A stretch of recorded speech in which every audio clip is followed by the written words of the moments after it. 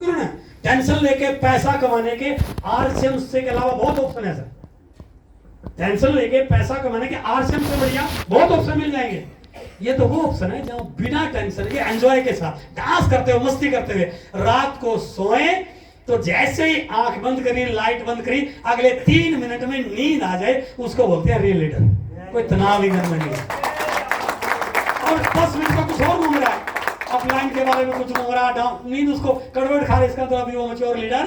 तो हमें उस चीज को अटेन करना है, उस चीज को हमें गेन करना है, उस चीज पे आना है, उस साइकोलॉजी को सीखना है। और तब होगा जब हम ऑलवेज बी पॉजिटिव और थोड़ा सा मन को नियंत्रित करना सीखिए। जैसे ही आप कोई टारगेट लोगे, आपने जैसे टारगेट लिया ये तुरंत दिमाग आपके सामने कैलकुलेशन ला देगा, इतना कैसे हो जाएगा, टीम तो एक्टिव नहीं है और हम तुरंत मान लेंगे अच्छा बता कितना हो जाएगा।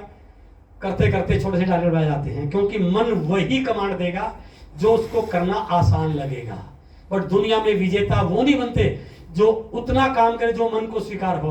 दुनिया में विजेता वो बनते हैं जो अपनी पूरी क्षमताओं का दोहन करना सीख जाते हैं। और जब तक बड़े टारगेट नहीं लोगे तब तक इस मन पर नियंत्रण होने वाला। छोटे टारगेट लोगे तो मन आप पे नियंत्रण करेगा और बड़े टारगेट लोगे तो आप मन को कमांड देने वाले बन जाओ, क्योंकि मन तो उन चीजों को स्वीकार करने वाला कि यार पिछले महीने बिजनेस 1.15 इस बार 3.5 लाख कैसे हो जाएगा, हो जाएगा क्योंकि डॉक्टर गुप्ता 5 लाख का फैसले बेचने वाले हैं ना, क्यों नहीं हो जाएगा। कमांड देना सीखो ना इसको, आप तो कमांड देना सीख जाओगे तो हो जाएगा। इसलिए दुनिया में मन को नियंत्रित करना सीख लिया तो हम दुनिया पर राज कर सकते हैं। Attitude is the game changer in success.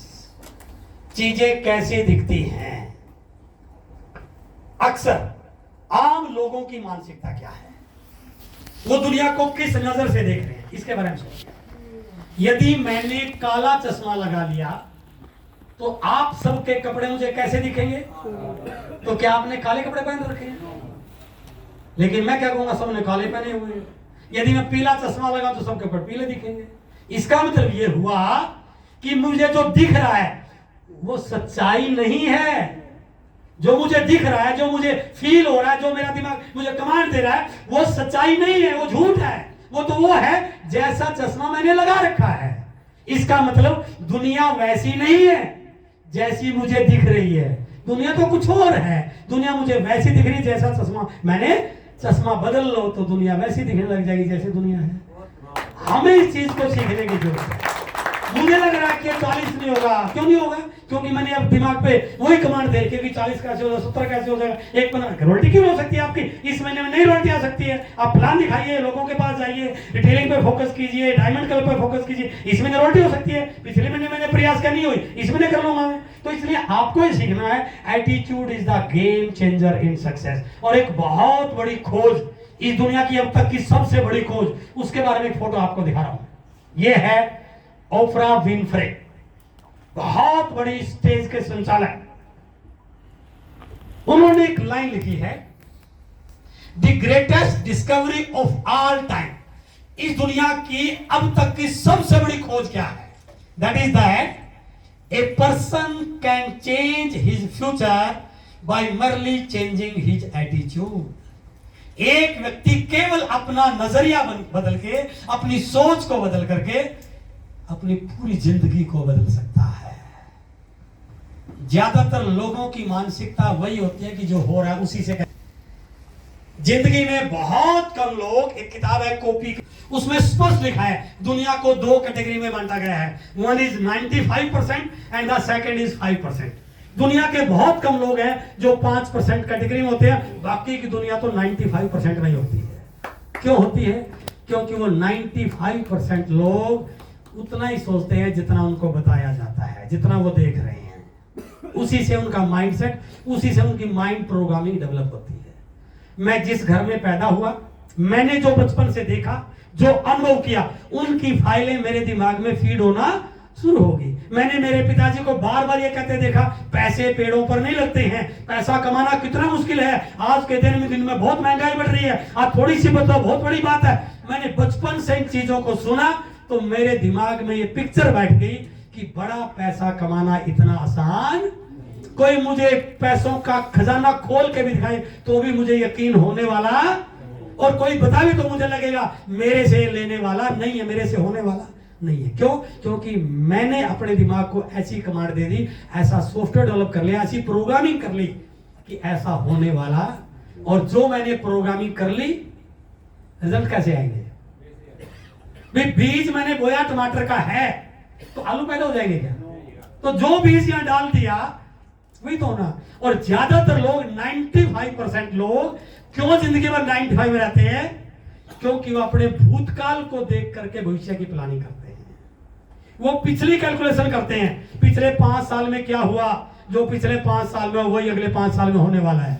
तो बताइए इससे क्या संबंध है सर भूतकाल का, भूतकाल से भविष्य का? कोई संबंध ही नहीं है। कल मेरे टीचर ने मुझे क्लास में एक एक्सरसाइज दी कि बेटा इसको पढ़ के आना है, कल मैं एग्जाम लूंगा। और आज बाई चांस मुझे बुखार हो गया, फिल्म अच्छी आ गई, मैं तैयारी नहीं कर पाया और मैंने जाके एग्जाम दिया और एग्जाम में मेरे 50 में से 5 नंबर आए, जो भी कारण रहा। अगले दिन फिर टीचर ने बोला इस बात का क्या समझ है कि कल को 5 ही आएंगे सर? यदि मैं आज ईमानदारी से तैयारी करूं, पूरी एक्सरसाइज का रट लूं, सारे सवालों पे काम करूं, तो कल मेरे 50 में से 50 आ सकते हैं, आ सकते हैं, आ सकते हैं। इसका मतलब ये हुआ फ्यूचर का भूतकाल से कोई संबंध नहीं है। There is no any relation between the future and the past. But ज्यादातर लोग अपने फ्यूचर की कैलकुलेशन अपने पास्ट को देख के करते हैं। पिछले 2 साल से आरसीएम में लग रहा हूं, 2 साल में इतना हुआ, अगले 2 साल में इतना ही होने वाला। कहां होने वाला है? कहां कैलकुलेशन है इसमें? प्लान ज्यादा दिखो, मेहनत ज्यादा करो, लिस्ट बड़ी करो, मीटिंगों में लोगों को गाड़ी भर भर के ले, एक टेम्पो बुक करके ले सेमिनार में ले, रूपांतरण यात्रा में 200 लोगों को 200 ज्वाइन हो जाएंगे। जो काम 2 साल में नहीं हुआ वो काम 1 दिन में हो सकता है। इसका मतलब क्या हुआ कि जिंदगी में attitude is the game changer in our success. बस कहते हैं मान लिया तो हार है और ठान लिया तो जीत है। और जो आप सोच रहे हो वो कहीं गलत नहीं है। यदि मैं मान लूं कि मेरे से होने वाला नहीं है, यू आर राइट। और यदि आप मान लो कि मैं कर सकता हूं, then also you are right. दोनों स्थितियों में आप सही हैं, गलत कहीं भी नहीं है। जो सोचोगे वही होगा, जैसी कमांड दोगे वैसी आगे लाइफ बनने वाली है। अब ये है खेल सर जिंदगी का। यदि इसको समझ जाओ तो जिंदगी आपके मर्जी की हो सकती है। एक व्यक्ति 2400 घंटे और 2400 घंटे ट्रांसमिशन टावर की तरह वाइब्रेशन फ्रीक्वेंसी निकालता रहता है। अब साइंस क्या कहती है? साइंस ये कहती है ये विचार जो मैं छोड़ रहा हूं और ये विचार जो मेरे आभा मंडल में आ रहे हैं, इनका आपस में कोई ना कोई कनेक्शन है। क्या कनेक्शन है? हमेशा मैं उन्हीं विचारों को अट्रैक्ट कर रहा हूँ मैं जिन विचारों को सोच रहा हूं या नेचर में, आभा मंडल में, वायुमंडल में, यूनिवर्स में भेज रहा हूं।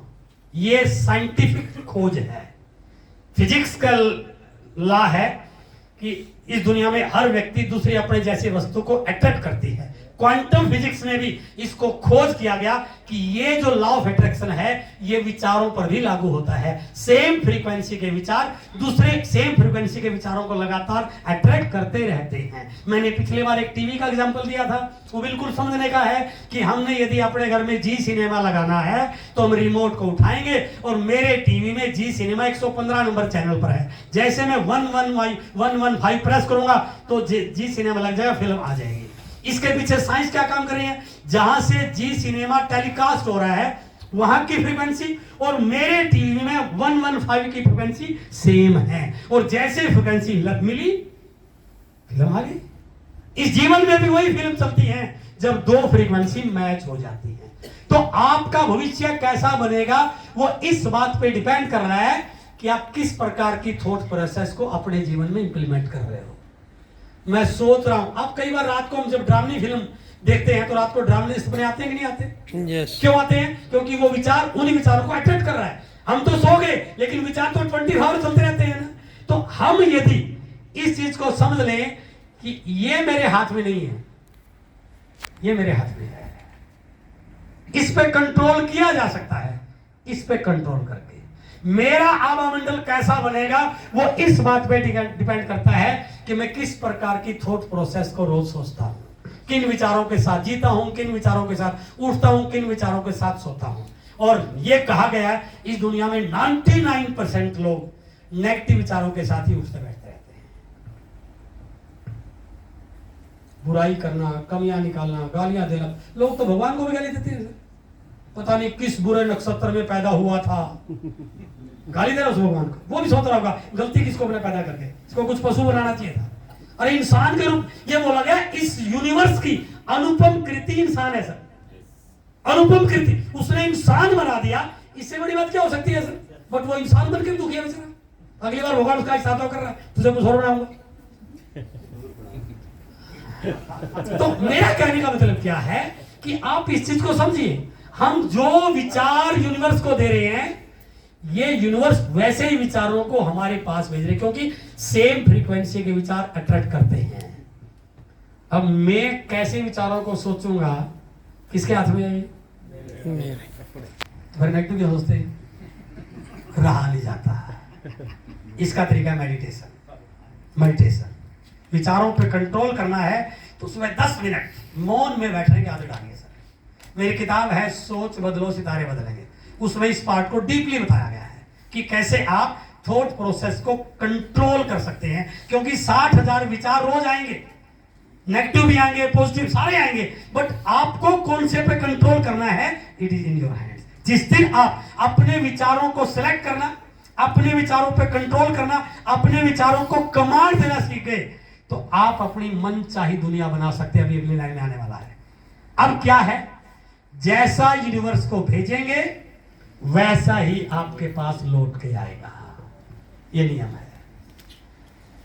और हम 24 घंटे में से ज्यादातर तो नेगेटिव ही सोचते हैं।